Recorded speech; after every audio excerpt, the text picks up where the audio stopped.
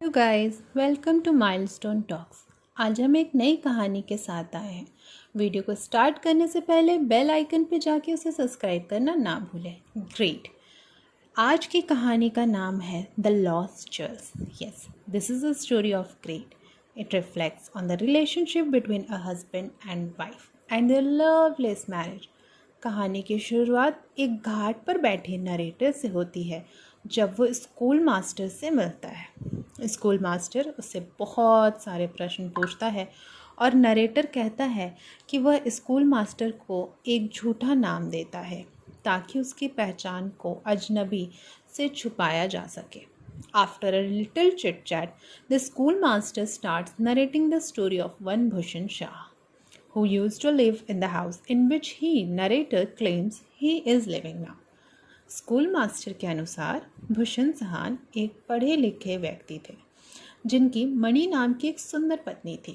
भूषण और उनकी पत्नी अकेले रहते थे। उनकी कोई औलाद नहीं थी। भूषण अपने पत्नी से बहुत प्यार करते थे और उस पर स्नेह और रत्नों की वर्षा करते थे।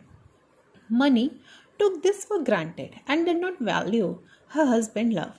Once, Bhushan business suffered a loss and he wanted to raise some money by giving his wife's jewels as security. Money, however, does not want to part with her jewels because she was extremely attached to them. Though Bhushan is hurt, he decided not to talk about the jewels further. Bhushan loved money, but there was no intimacy between them, and therefore he found this conversation uncomfortable. The schoolmaster suggests that Bhushan's modernity had made him too gentle. He should have ideally commanded his wife to give him the jewelry. लेकिन भूषण ने ऐसा नहीं किया। वह सोचता था कि अगर उसकी पत्नी ने उन गहनों के साथ उस पर भरोसा नहीं किया तो उसका उन पर कोई अधिकार ही नहीं है। मनी ने भूषण पर भरोसा नहीं किया। जी हाँ, उसने सोचा कि वह उसे उसके साथ भगा लेने के लिए मजबूर करेगा। इसलिए मणि ने अपने चचेरे भाई मधु से सलाह लेनी थी।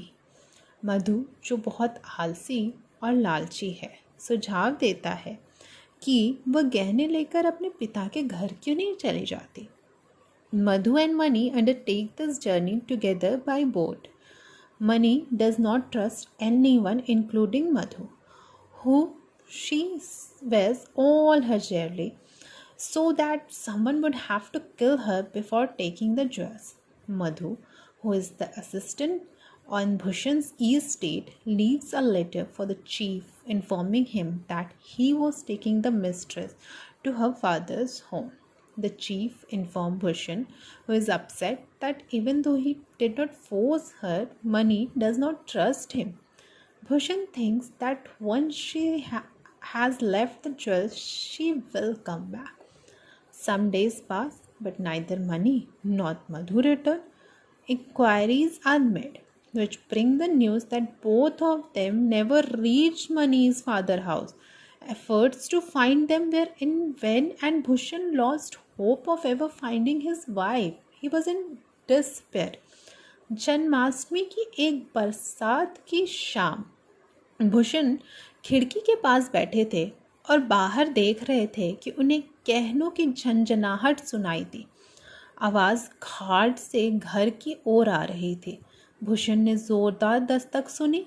वह दरवाज़ा खोलने की कोशिश करता है लेकिन जग जाता है। उसे पता चलता है कि वह उसका सपना देख रहा था। वह इतना हताश है कि उसे लगता है कि मणि का एक सपना भी उसे पूरी तरह से खोने से बेहतर है। So next day he sits again and waits, hoping he will see the same dream again.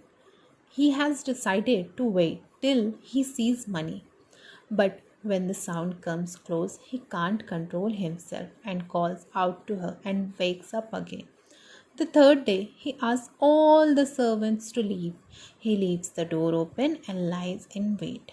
This time, he controls his excitement and waits till the sound come more closer to him. He opened his eyes to see a skeleton standing in front of him, wearing gold ornaments. The skeleton eyes seemed to be living. The skeleton extended its hands towards Bhushan as if calling out to him. Bhushan gets up and follows it as it lays him down to the river. Together they go into the river. Bhushan wakes up as his feet touch the river. He slips and falls down. Here the schoolmaster ends his story. At last he asked me, "Don't you believe this story?" I asked. "Do you?" He, the schoolmaster, said, "No, and I can give you one or two reasons why. In the first place, damn, nature does not write novels. She has enough to do without." I interrupted him and said, "And in the second place, my name happens to be Bhushan Shah."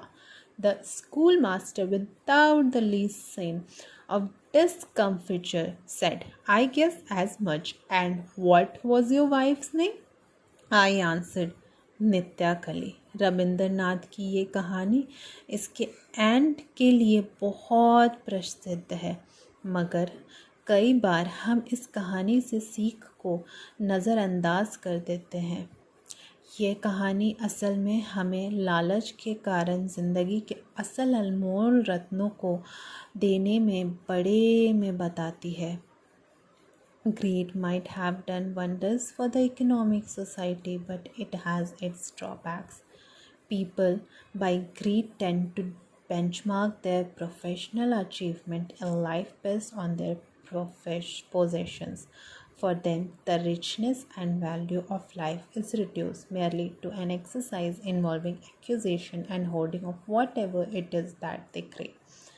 This mindless pursuit is at the cost of social ties and family relationship, giving rise to negative emotions such as stress, depression, anxiety. Since the acquisitive desire is unlimited, no matter how successful they are in acquiring and hoarding whatever they desire, it doesn't lead to satisfaction. Comment section में जाके हमें बताएं आपको आज की कहानी कैसी लगी और आपको इस कहानी से क्या लेसन मिलता है। बेल आइकन पर जाके वीडियो को सब्सक्राइब करना ना भूलें और हाँ, डू लाइक, कमेंट, शेयर। मिलते हैं एक नई कहानी के साथ।